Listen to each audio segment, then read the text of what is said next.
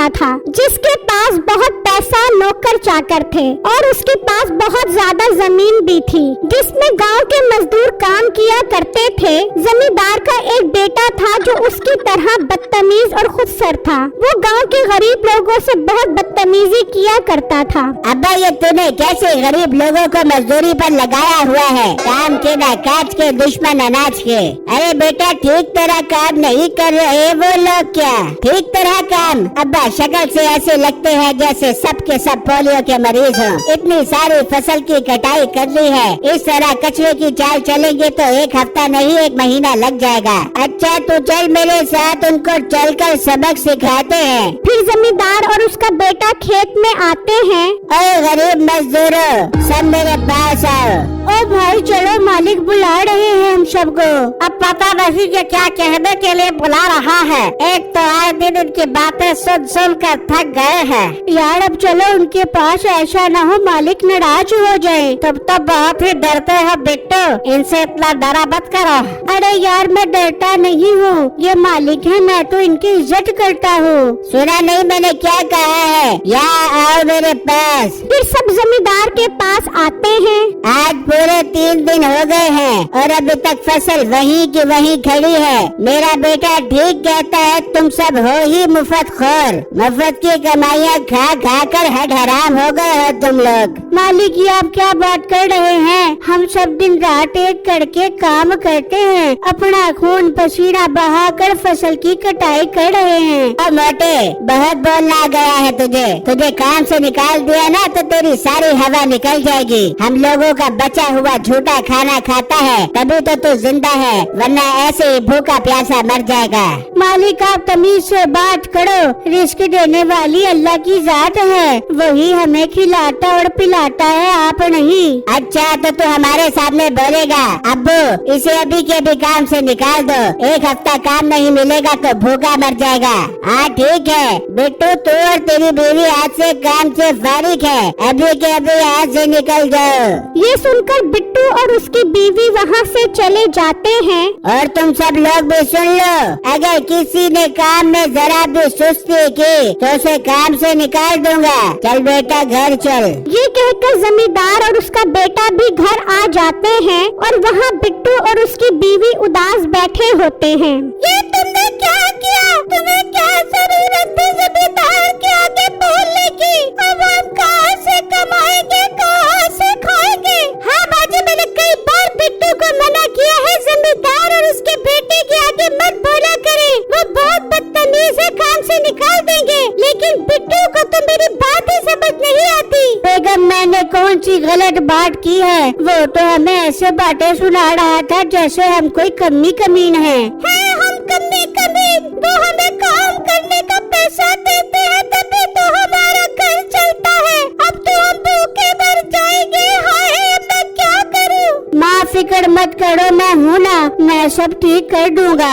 इस तरह 2-3 दिन गुजर जाते हैं और जमींदार अपने बेटे को एक हेलीकॉप्टर लेकर देता है। अब्बू जान, बहुत अच्छा किया आपने जो मुझे हेलीकॉप्टर लेकर दे दिया। अब मुझे जमीन पर और दूसरी जगह जाने में कोई मुश्किल नहीं हुआ करेगी। हाँ बेटा, अपने पास पैसा ही बहुत है, कहाँ खर्च करेंगे ये पैसा? और सारे गरीब लोग तो इस हेलीकॉप्टर को देखकर हमारे कदमों में गिरे रहेंगे, उन पर हमारे हेलीकॉप्टर का बड़ा दबदबा रहेगा।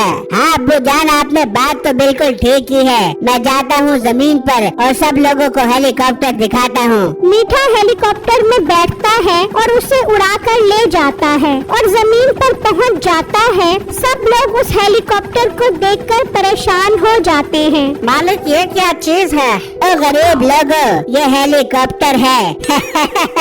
तुम गरीब फकीर लोगों ने पहले तो कभी ये हेलीकॉप्टर नहीं देखा होगा, तुम्हें तो 2 वक्त की रोटी भी मुश्किल से मिलती है। हमने तो पहले कभी ये हवा में उड़ने वाली चीज नहीं देखी, आज पहली बार ही देख रहे हैं। तुम सब मिलकर इस हेलीकॉप्टर को अच्छी तरह साफ कर दो, मैंने शहर से बंद गोभी लेने जाना है। पर बेटा, हम ये काम नहीं करेंगे, हमने सारी फसल की कटाई कर दी है, हमारा यही काम है, हेलीकॉप्टर की सफाई करना हमारा काम नहीं है। अरे तुम्हारी ये हिम्मत, तुमने मुझे काम करने से इनकार किया, तुम सबके सब अभी काम से फारिग हो। ठीक है, आप हमारी मजदूरी हमें दे दो, हम चले जाते हैं। कैसी मजदूरी? दफा हो जाओ यहाँ से, कोई मजदूरी नहीं है। मुझे इनकार करने की यही सजा है, अब मरना तुम सब भूखे। ये सुनकर वो सब मजदूर वहाँ से चले जाते हैं और मीठा हेलीकॉप्टर उड़ाकर वापस घर आ जाता है और अपने बाप को बताता है कि उसने सब मजदूरों को फारिग कर दिया है।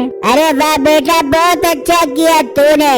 अपनी फसल की कटाई भी हो गई और मजदूरों को देने वाले पैसे भी बच गए। अब्बू जान, आपके और मेरे पैसों में कोई फर्क है भला? उन्होंने हेलीकॉप्टर साफ करने से इनकार किया और मैंने उन सबको काम से फारिग कर दिया। वहाँ वो सब बिट्टू के पास पहुँच जाते हैं और उसको सारी बात बताते हैं। भाई साहब, ये आप सब क्या कह रहे हो? आप सब लोगों को अपनी मजदूरी के पैसे तो लेने चाहिए थे उनसे। वो तो चाहते ही यही थे कि आप लोग काम छोड़ो और उनको मजदूरी के पैसे ना देने पड़े। नहीं बेटा, इंसान की इज्जत से बढ़कर कुछ नहीं होता। वो हमें जलील कर रहा था, इसलिए हमने काम छोड़ दिया। हाँ अंकल, ये तो आप सब ठीक कह रहे हो, लेकिन बिट्टू अब हमने उसे ऐसा मजा चखाना है कि वो याद करे। उसको इस चीज की सजा मिलनी चाहिए। पर हम जमींदार और उसके बेटे को कैसे मजा चखाएंगे? बिट्टू, अब तुम लकड़ी का हवाई जहाज बनाओगे, हम सब तुम्हारे लिए लकड़ियाँ काट कर लेकर आएंगे। पर भाई, जहाज बनाना कोई आसान काम नहीं है, उसका इंजन तो लोहे का होता है। बिट्टू, तुम लकड़ी का इंजन बनाना, हम सब तुम्हारे साथ है, तुम जरूर कामयाब होगे। ठीक है भाई, तुम मुझे लकड़ियाँ काट कर ला कर दो, मैं लकड़ी का जहाज बनाने की पूरी कोशिश करता हूँ। फिर अगले ही दिन से बिट्टू लकड़ी का हवाई जहाज बनाना शुरू कर देता है। सब लोग जंगल से उसे लकड़ी काट कर ला कर देते हैं और बिट्टू उन लकड़ियों की कटाई करता है और ये सब जमींदार का नौकर देख लेता है और जाकर जमींदार को बता देता है। क्या उन 2 कौड़ी के गरीब लोगों की ये हिम्मत कि वो लकड़ी का जहाज बनाकर हमारा मुकाबला करेंगे? अब्बू जान, मुझे तो हंसी आ रही है। लकड़ी का हवाई जहाज, लकड़ी का खिलौना तो बन सकता है, हवाई जहाज नहीं।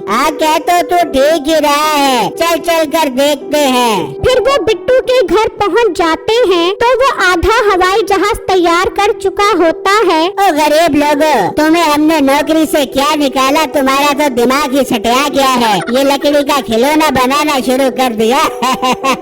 ये लकड़ी का खिलौना नहीं है, लकड़ी का जहाज तैयार हो रहा है।